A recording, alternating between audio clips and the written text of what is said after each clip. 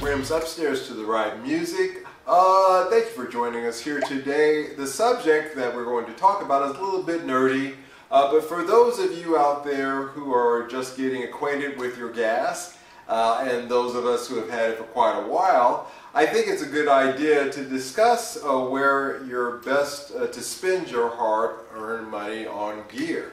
Now, there's two pieces of gear that I would like to talk about today that fall under the category of tube pedals or tube preamps. The first one is the ART tube preamp. A lot of studios have these. I've had these for years. I've had this for, my gosh, almost coming up on decades now. I bought it when it came. Hey, I know I've got a lot of old pedals, but in my defense, they were new when I bought them. But in any case, this is a tube MP. You notice that in the promotion, they're always going to say tube something. In this case, it's a tube MP. When you start seeing that again, and something like this, which is a overdrive pedal, the Behringer vintage tube monster. By the way, I didn't know that tubes had a parliamentary system, so I don't know what district this tube MP represents. I guess ours. Sorry, bad joke. This vintage tube monster, so tubes in the title. So are we talking about marketing? Are we talking, in other words, malarkey, BS? Hokum, swindles, scams, or are we talking about something that actually does work in the way that you think? That, hey, wouldn't it be cool if I could take a big amp like this Laney here, squeeze it down into a pedal that's also tube powered, tube sounded, with that preamp driving the tube, and just make life a whole lot simpler? Well, do these pedals actually do that? Let's take a closer look at this one right here. Let's focus on this one today, the Behringer vintage tube monster. Again, another one of my old pedals I've had for a while. These have been out for quite a while, 10 years or so I think now. I love this pedal. I don't use it as much as I should. It was in the bottom of my, not the bottom, but towards the bottom of my pedal box. And I thought I would bring it out for today, but I am really surprised by the tone of this. But it has nothing to do really with the tube. What do I mean by that? Well, let's take a look. So here's the Behringer vintage tube monster. Really fantastic unit that I have had for a little while now. Don't use it a lot, but I thought that I would bring it out today to show you how the so-called vacuum tube overdrives actually work. So let's flip it over, let's open it up, and let's take a look inside. Before I get started, let me just say that if this pedal existed back in the heyday of rock and roll, it would be a roadie's dream come true. Look at all this space you could smuggle stuff in. Anyway, yeah, this construction wastes a lot of space. But I thought it'd be interesting to open it up and take a look at this. And how does this tube actually interact within the gain function of this circuit they've got going here? Now, these kinds of units are called tube, but that's a little misleading. These units actually use very low voltages.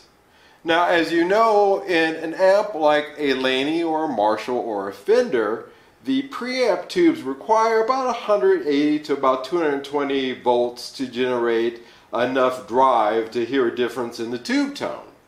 You really can't bias a tube at 9 volts or even 12 volts and expect really to get a decent tube tone. And as you know, this is a 9 volt unit here. Now, there are a couple of things here that the tube does do. And what is that? Well, we know that the preamp section is a solid state preamp. And that signal is used to drive the tube and then to the output, of course. And this is what a system called star voltage circuitry is.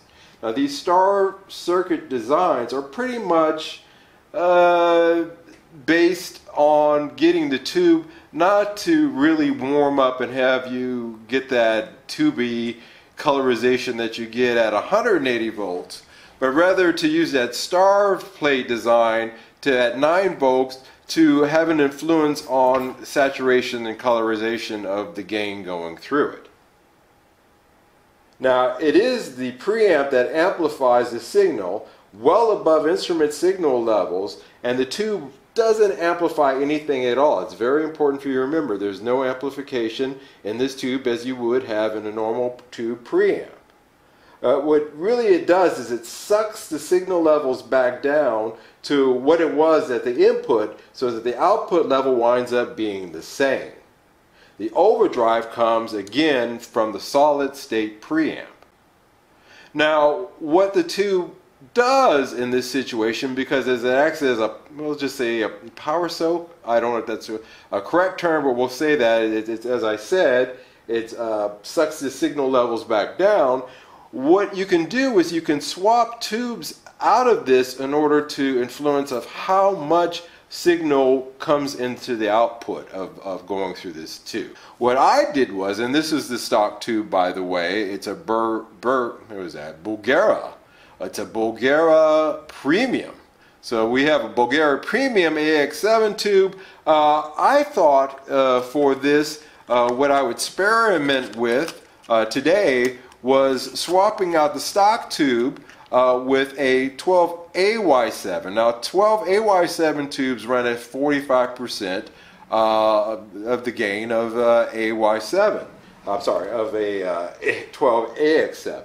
So by introducing this into this chain here, what this should do is it should make the gain threshold not come on so quickly in this pedal. Should have a little bit more play and be able to get somewhat clean signal going through before the gain, with slight breakup going before the gain, as opposed to now where it's just 0 to gain. It's your options with this pedal. Great sounding gain, but you just wish that you had a little bit more play with it. So there it is. You've got my take on these tube preamps and tube pedals. Whether or not the tube actually plays any part in the overall sound, I think we've pretty much well covered today what I know to be the truth of it. I hope that it helps you make a decision. Now, that doesn't make, again, the fact that it doesn't work the way that you think it does. It doesn't really act as a preamp tube driver, but really as a saturation device, the tube in these pedals. I don't want that to really discount the beauty of these pedals. So whether or not we could tell if the tube swap in this made a big difference, it did make a difference in terms of my control of the gain, so it did do that. So that's a good thing. I think a better test of this is to hook it up in my ampless pedal board and see how it sounds. Does it sound as good as it does coming through a true tube amp? Alright, well, if you're interested in something like that, let me know and we can do a show like that. I would love to do it. That'd be kind of cool. A Marshall Blues Breaker going to this and then this going into the Cab Zeus and see how that sounds. Well, anyway, something for the future. If you think it's something you're interested in, let me know down in the comments section. That's it for today. I thank you so much for taking the time to watch, and until the next show, you guys take care. Bye-bye.